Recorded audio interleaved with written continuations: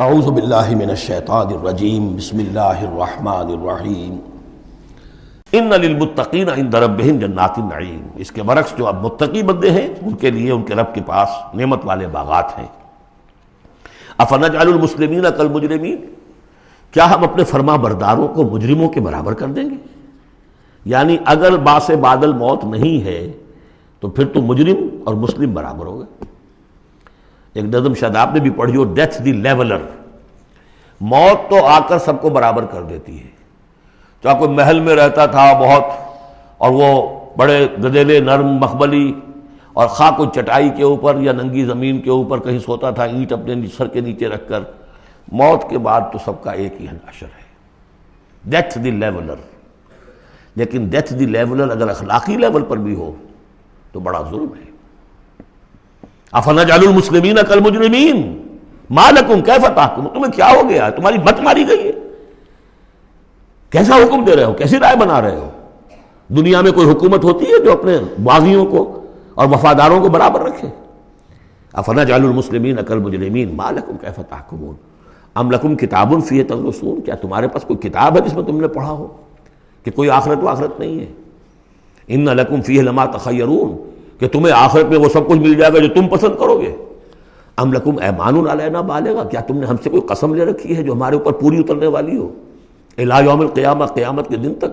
ان لکم لما تحکمون، کہ تمہیں وہ سب کچھ مل جائے گا جو تم چاہو گے۔ سلہم ایہم بذالک زعیم، اے نبی ذرا ان سے پوچھئے کہ کون ہے کہ جو اس کا ذمہ لیتا ہو۔ ام لہم شرکاء، کیا ان کے کوئی شریک ہے جو وہاں بچا لیں گے؟ فلیاتوا بشرکائہم ان کانوا صادقین، تو لائیں اپنے شریکوں کے اگر سچے ہیں۔ یوم یکشف عن ساق ویدعون الی السجود، جس دن کے پنڈلی کھولی جائے گی۔ آیات متشابہات، کوئی شان ہے میدان حشر کا، کوئی مرحلہ ہے جس میں اللہ کی کوئی تجلی ہے خاص جو ظاہر کی جائے گی، اور وہ بھی ایک چھلنی ہے لگانے کے لیے۔ جو دنیا میں صاحب ایمان تھے، نمازیں پڑھتے تھے، سجدے کرتے تھے، وہ فوراً اس تجلی کو دیکھتے ہی سجدے میں گر جائیں گے، اور جو دنیا میں اکڑے رہتے تھے ان کی گردنیں اکڑی رہتی تھی، سجدے نہیں کرتے تھے، وہ چاہیں گے سجدہ کرنا کر نہیں سکیں گے، چھلنی لگ جائے گی۔ اب وہ تجلی کون سی؟ اللہ کی یکشف عن ساق، اللہ کی پنڈلی کھولی جائے گی، واللہ عالم۔ وَيُدْعَوْنَ إِلَى السُّجُودِ، اور پکارا جائے گا سجدہ کرو اللہ کو، فَلَا يَسْتَطِيعُونَ، یہ سجدہ نہیں کر سکیں گے۔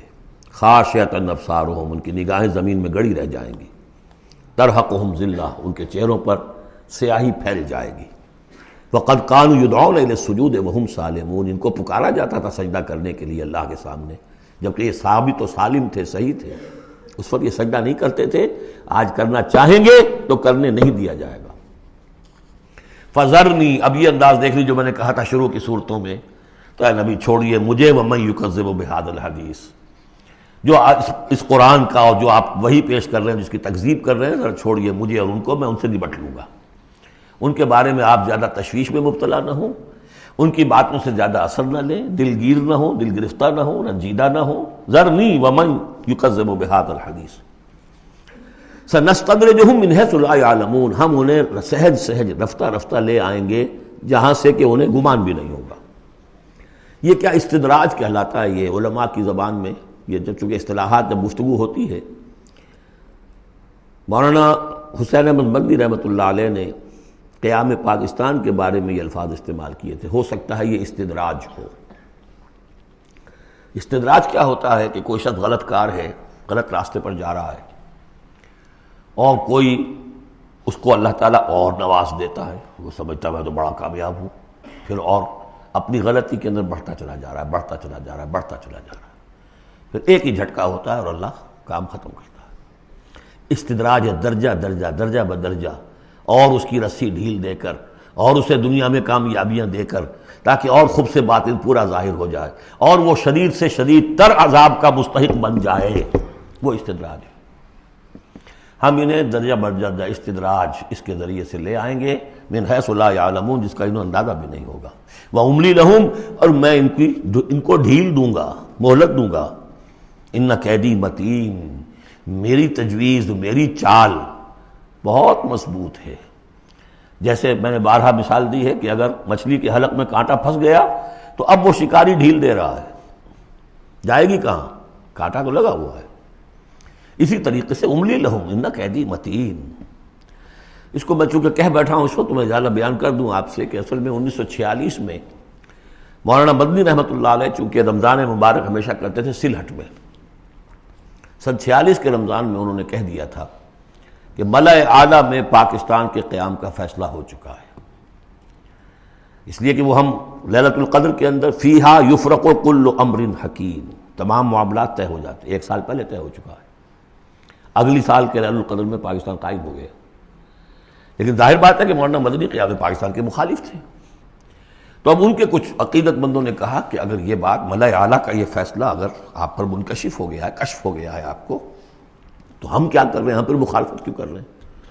تو انہوں نے جواب میں یہ کہا تھا کہ یہ معاملہ ہے تکوینی، اللہ نے جو فیصلہ کیا کیوں کیا ہے یہ ہم نہیں جانتے، ہمیں دیکھنا ہے دنیا میں اپنے معاملات کو اپنی عقل سے کام لے کر، ان السمع والبصر والفؤاد کل اولئک کان عنہ مسئولا، ہمیں یہ دیکھنا ہے کہ مسلمانان ہند کے لیے کون سی تجویز بہتر ہے، صحیح تر ہے، اور ہمیں اس پر عمل کرنا ہے۔ تکوینی معاملہ ہے، ہو سکتا استدراج ہو کہ مسلمانوں میں سے کچھ لوگوں نے جو غلط روش اختیار کی ہے اللہ اور ڈھیل دے کر ان کے لیے کوئی بڑا عذاب لانے والا ہو، اور واقعہ یہ ہے کہ ایک بڑا عذاب ہم پر سن 71 میں آ گیا تھا، لیکن کچھ پتہ نہیں دوسرا عذاب اب سر پر آیا کھڑا ہو، لیکن اس کا سبب میرے نزدیک قیام پاکستان نہیں ہے، بلکہ اس کے بعد کا جو ہم نے طرز عمل اختیار کیا وہ ہے۔ تو یہ استدراج کے حوالے سے میں نے یہ وضاحت کر دی۔ ام تسلہم اجرا فہم من مغرم مثقلون، یہ سورہ طور میں یہ آیتیں جو کہ تو آ چکی ہیں، اے نبی کیا آپ ان سے کوئی اجرت طلب کی ہے؟ آپ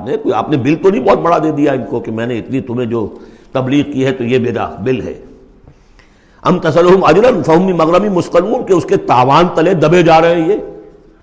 ام عندہم الغیب فہم یکتبون، یا ان کے پاس غیب کا علم ہے جسے یہ لکھ رہے ہوں؟ فاصبر لحکم ربک، اے نبی صبر کیجئے، اور یہاں صبر کے بعد لام ہے،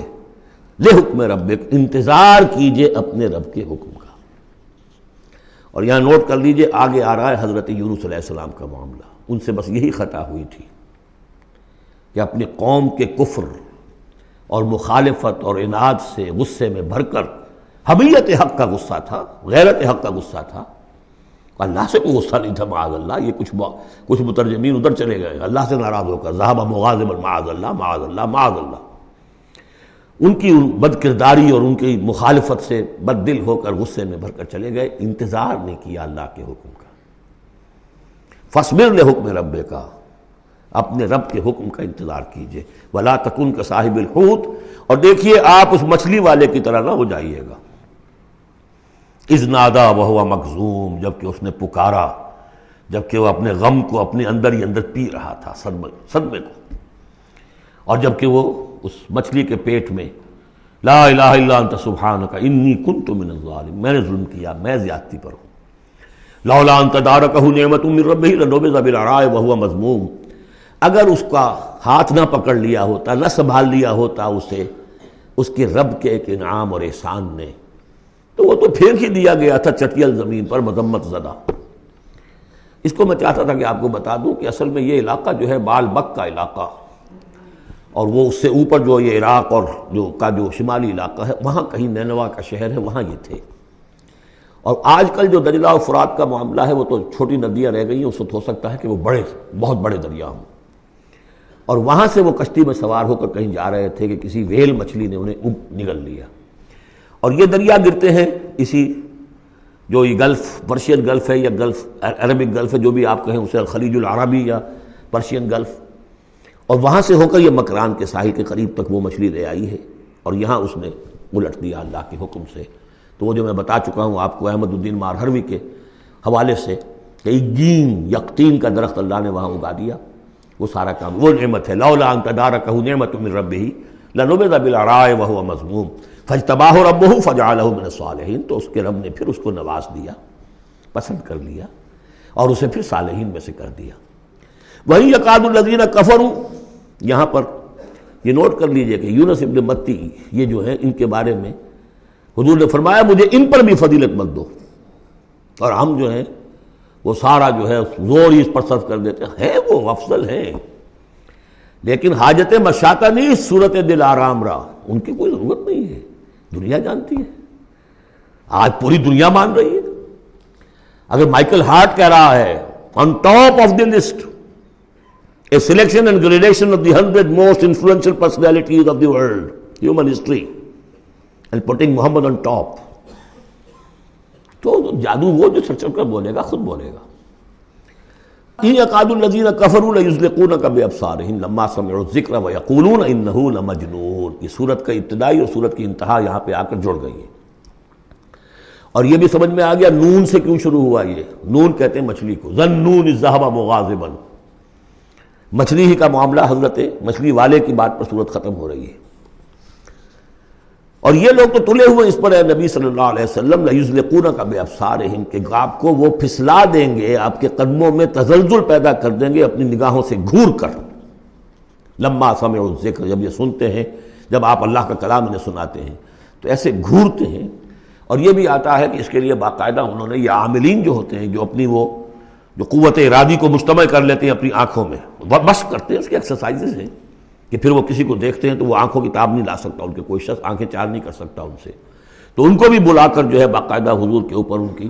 یہ جو ہے وہ کوشش کی گئی کہ اسی کے ذریعے سے حضور، اصل بات تو یہ تھی کہ حضور کی جو قوت ارادی ہے اسے کسی طرح کل کر دیا جائے کہ وہ چھوڑ بیٹھے اس کام کو، بس اس کے لیے سارے حربے انہوں نے آزمائے۔ وَإِن يَكَادُ الَّذِينَ كَفَرُوا لَيُزْلِقُونَكَ بِأَبْصَارِهِمْ لَمَّا سَمِعُوا الذِّكْرَ وَيَقُولُونَ إِنَّهُ لَمَجْنُونٌ وَمَا هُوَ إِلَّا ذِكْرٌ لِّلْعَالَمِينَ، اور نہیں ہے وہ، ہوا قرآن کے لیے بھی اور حضور کے لیے بھی، یہ تو ایک نصیحت ہے، یاد دہانی ہے۔ حضور اپنی ذات میں بھی تو یاد دہانی ہے، اپنی ذات میں قرآن مجسم ہے، جیسے کہ ام المومنین حضرت عائشہ صدیقہ رضی اللہ تعالیٰ عنہ نے فرمایا کان خلق القرآن، صدق اللہ العظیم۔